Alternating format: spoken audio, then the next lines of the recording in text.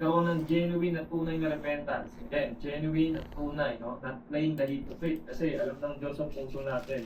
Wala tayong may natago sa Kanya. God will transform that person. So, pag nililigtas ng Diyos yan, hindi man nililigtas ng Diyos yan para magpatuloy sa korupsyon. No. He will make the sinner and be forgiven if they come to Christ. And forgiveness, that means he goes and studies. Lahat ng genuine believer, lahat ng kasalanan natin, big or small, pagpapay na ni Jesus Christ, yung wrath of God, God's justice, nasa you understand grace. Kasi kung feeling mo unfair yung grace, maybe you have forgotten how much you have been forgiven. That's the gospel. Kaya ang ibig sabihin ng gospel, good news. And the gospel offends human pride because it removes boasting. Tinatanggal nito yung kayabangan natin. But for those people who repent, metanoia, change of mind, yung sinasabi niya, as far as east is from the west, di naman nagtatagpo ang east and west eh. It shows holier than thou mentality na wala nang pag-asa yung yan. Mali yung kapatid. No? Sabi sa Proverbs 5:15. That is answered in 5:16. The prayer of a righteous person is small in and baby. Kaya this po. Pray for everything. Pray for protection, pray for baby. Kasi maraming expectancy, no? Kasi constant sa temptation. Kasi hindi nagpa-pray. Unang sa prayer. Sabi sa Matthew 26:14. So kapag understanding ngayon about the mark of the beast. Kasi pag may nakitang 666, oh, ito yung mark of the beast, the devil. Kasi sa mga movies, ganun din eh. Ganun din yung pinoportray sa mga movies yun eh, di ba? Now, according to many theologians, 6 is number of a man. Binasa rin naman natin kanina doon sa verse 18, di ba? Second, Diyos. Maraming speculation. Pero, one thing is for sure, mark of the beast ay hindi literal na 666 ang itatatak. So, ito na pala itsura nun pagka naka-assemble na siya. Ayan. Vespa top box. Hindi ko lang sure dito. Ito naka ano to eh. Parang naka slide yung pinaka bracket niya dito sa bakal na to, sa stainless na to. Hindi ko lang baka meron pa dito na nakalagay kasi hindi siya lapat. So siguro pag i-install ko na tsaka ko na ano yun. Hindi ko pa maano ngayon eh, ma-solve pa ng ano dito, ba't parang may gap siya. Okay naman na yung ano natin, naidikit ko na yung, nailagay ko na yung screw. Nakalak pala, hindi ko mabuksan.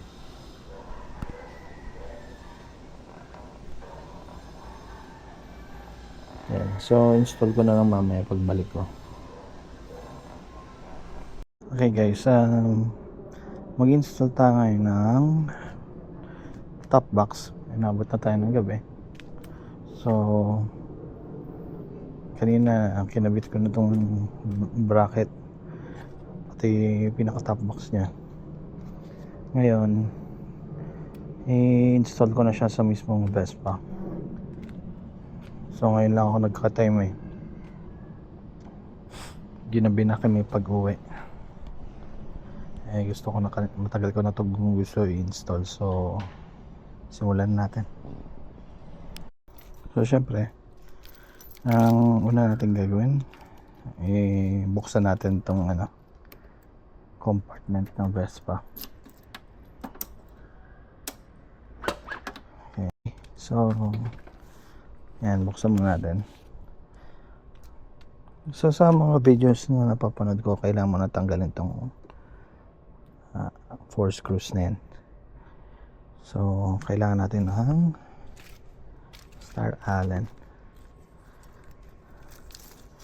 Ito. So ang gagamitin natin dito is parang T30 ata. Yan. So loosen up lang natin to.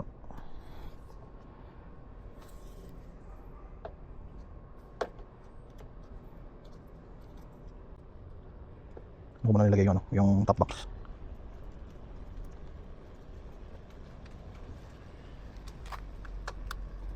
Ganda nitong tool na to. Convenient. Parang ang dami niya ng ano. Hindi gaya ng traditional na Allen.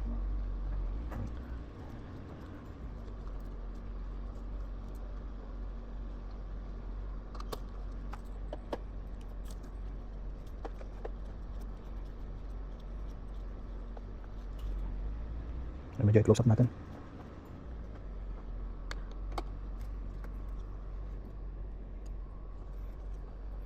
So dito kakakita ko lang parang kailangan natin ng screw dito.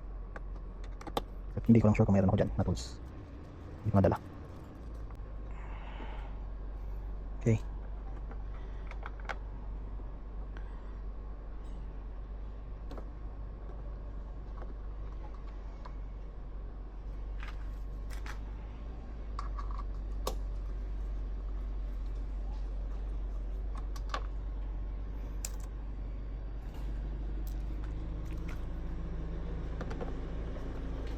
So tabi lang muna natin itong mga screws na to, and ang gagamitin din natin ito mamaya. Ito muna.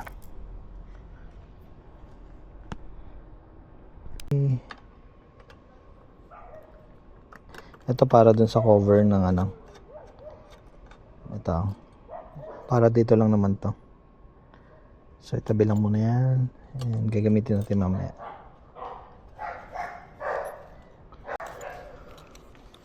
Lagi ko meron dito.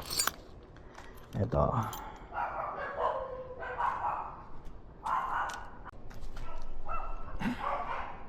Kita ba? Yan.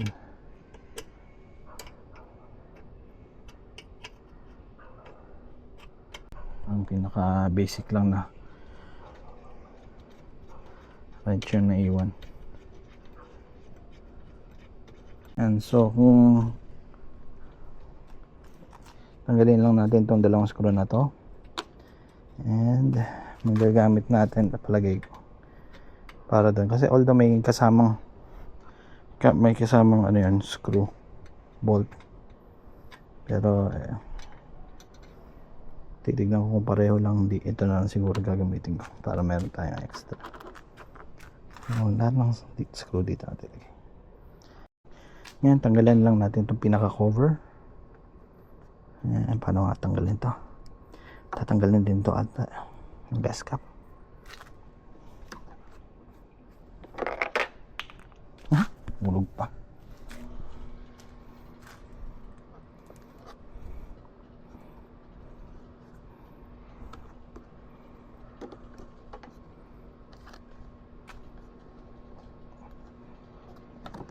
Angat muna to.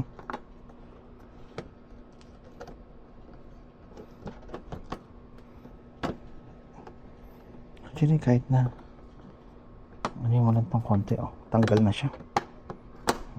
Diba? Hindi mo na kailangan totally tanggalin yung buo. So ito ko muna ilagay. Hindi mo wala.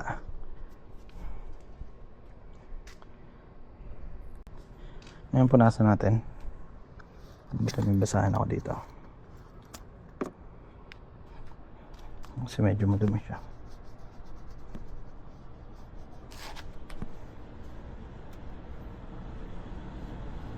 Yung konting kalawang na rin,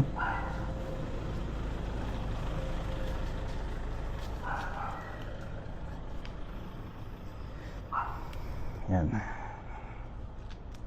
So next,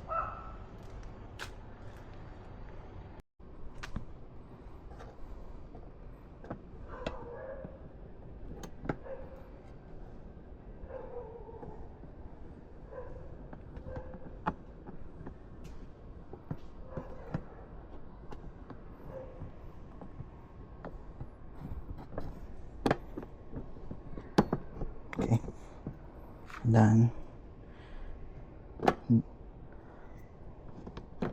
So no need na talaga tanggalin tong ano. Kailangan mo lang, hindi na kailangan tanggalin to ng buo. Tanggalin mo lang yung takip para magalaw. At the same time, ito, angat mo to para maipasok mo siya. Ngayon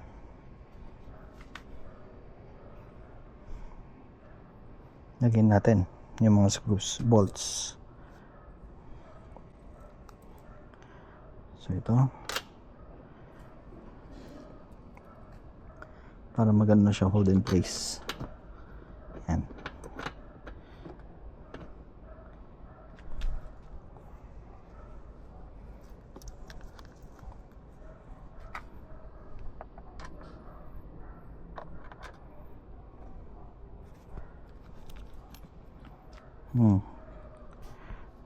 Ganda tingnan, no? Pagka nakakabit siya, no? Higpitin na lang natin siya.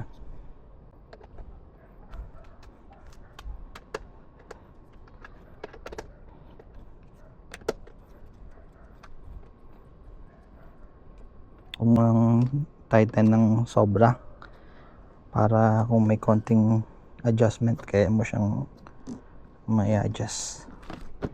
Yan. Yan. Saktong tight lang, not too tight. Later natin siya ita-tighten ng sabay-sabay. Mag hold in place lang siya. Tingnan mo, ganda tignan pag nakalagay na siya. So dito muna unahan natin to para hindi siya masyado mag-move.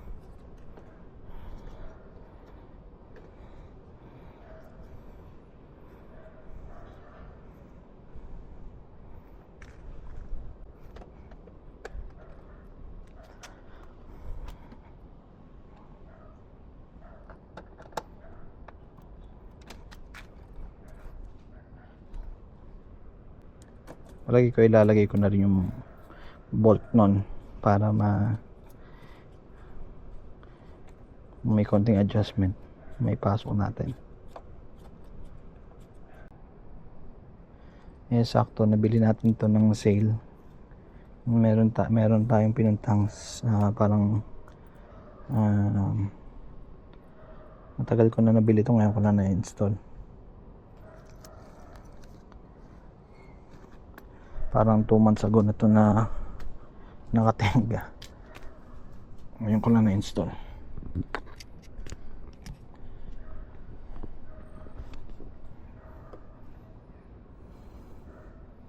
Wait lang. Yan, so gumamit muna ako ng stand para hindi nakasabit sa neck. Hirap kasi maggumalaw pagka nakalagay sa neck mount.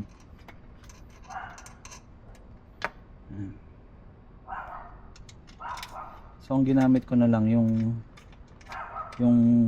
sa sa dating bolt. Mukhang okay naman siya, pareho lang.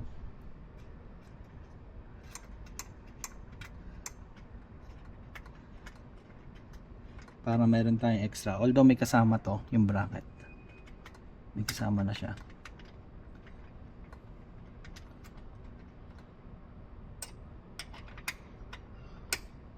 Ito pwede nating higpitan na dito. Kasi ano na siya,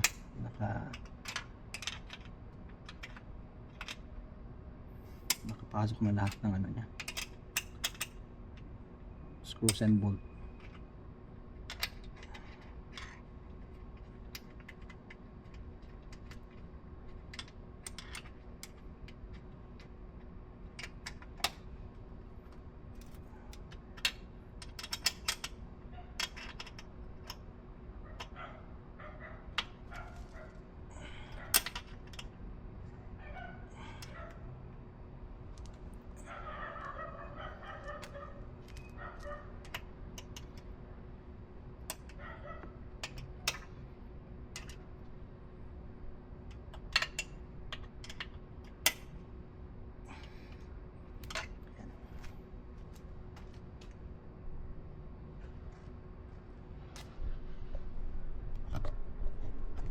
Balikan nyo na lang tong 4 screws na to, higpitan nyo to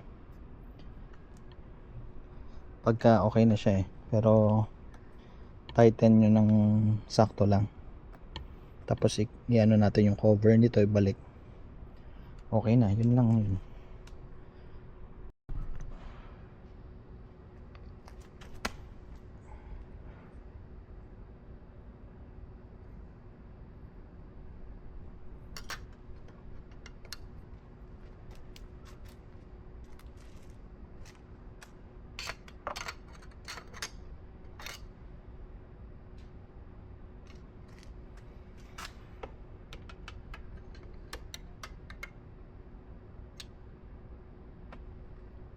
So hindi na pala applicable to kasi hindi na siya kasya dito. Meron na siyang may nakaharang na. So ganito lang pala yan. Ito, tago nyo na lang to for ano to, sa regular bracket lang to. Yan na siya. Okay na, naikabit na natin yung pinaka ano niya, top box.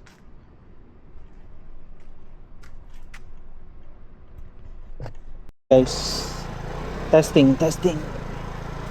Kinabit ko na yung top box. So check natin kung okay.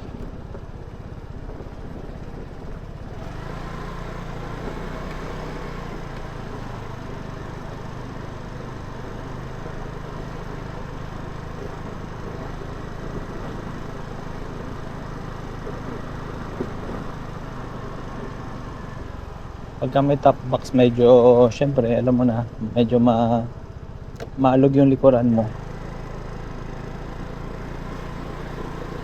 Pero yun nga, may additional na space para sa mga gamit. Yan ang kagandahan niya.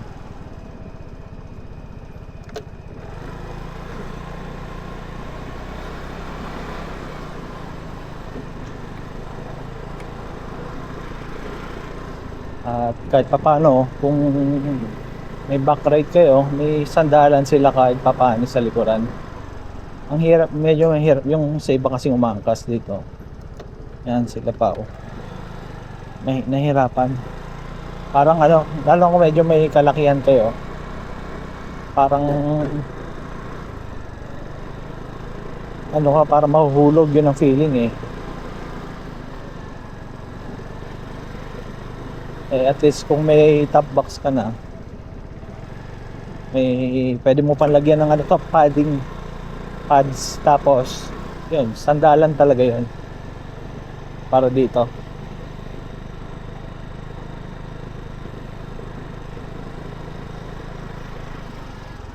So dito muna ako saglit, picturean ko lang to.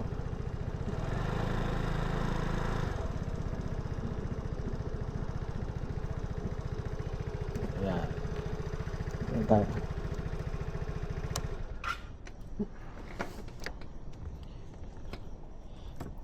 Sa montage lang.